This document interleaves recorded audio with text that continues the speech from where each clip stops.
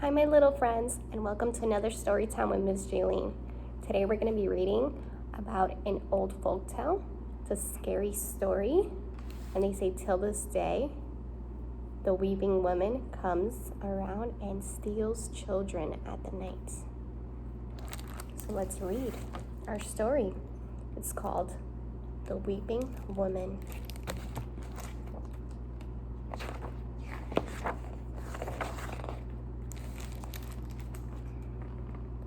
This is a story that the old ones have been telling to children for hundreds of years. It is a sad tale, but it lives strong in the memories of the people, and there are many who swear that it's true.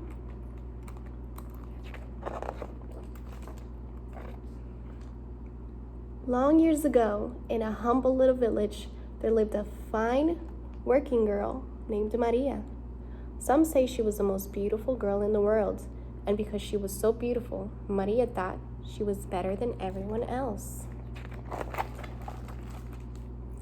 As Maria grew older, her beauty increased, and her pride in her beauty grew too.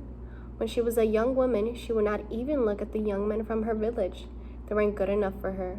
When I marry, Maria would say, I'll marry the most handsome man in the world. And then one day, into Maria's village, rode a man who seemed to just be the one she had been talking about. He was a dashing young ranchero, the son of a wealthy rancher from the southern plains. He could ride like a comanche. In fact, he owned a horse, and it grew tame. He would give it away and go rope a wild horse from the plains. He thought he wasn't manly to ride a horse, unless it was half wild.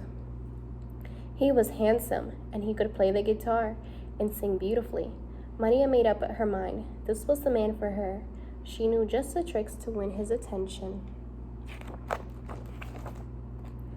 It's the ranchero, spoke. When they met on the pathway, she would turn her head away.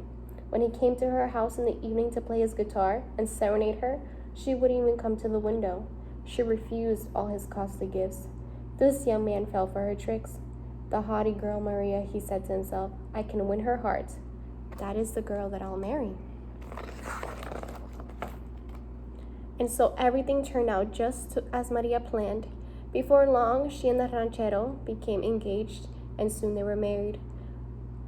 At first, they were fine. They had 2 children, and they seemed to be a happy family together. But after a few years, the ranchero went back to the wild life of the prairies. He would leave town and be gone for months at a time. And when he returned home, it was only to visit his children. He seemed to care nothing for the beautiful Maria. He even talked of setting Maria aside and marrying a woman of his own wealthy class. As proud as Maria was, of course she became very angry with the ranchero. She also began to feel anger towards her children because he paid attention to them and just ignored her. One evening, as Maria was strolling with her 2 children on the shady pathway near the river, the ranchero came by in a carriage. An elegant woman sat on the seat beside him. He stopped and spoke to his children, but didn't even look at Maria. He whipped the horses on up the street. When she saw that, a terrible rage filled Maria, and it all turned against her children. And although it is sad to tell, the story says that in her anger, Maria seized her 2 children and threw them into the river. But as they disappeared down the river, she realized what she had done. She ran down the bank of the river, reaching out her arms to them, but they were long gone. On and on ran Maria, driven by the fear that filled her heart, until she sank to the ground and lay still.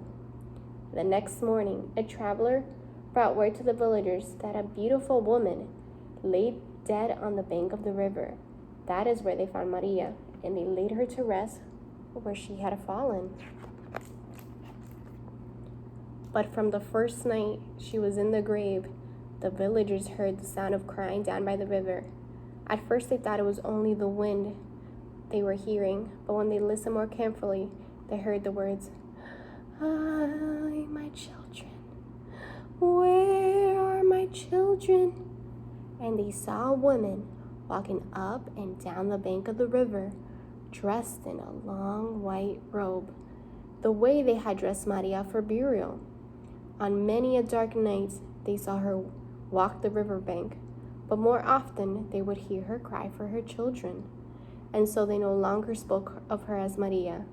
They called her La Llorona, the weeping woman, and by the name she is known to this day.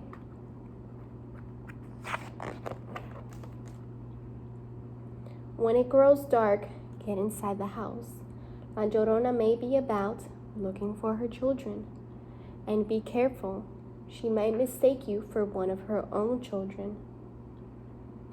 They tell of many children down through the years who have been chased by the crying ghost, and some who have even been caught and never found.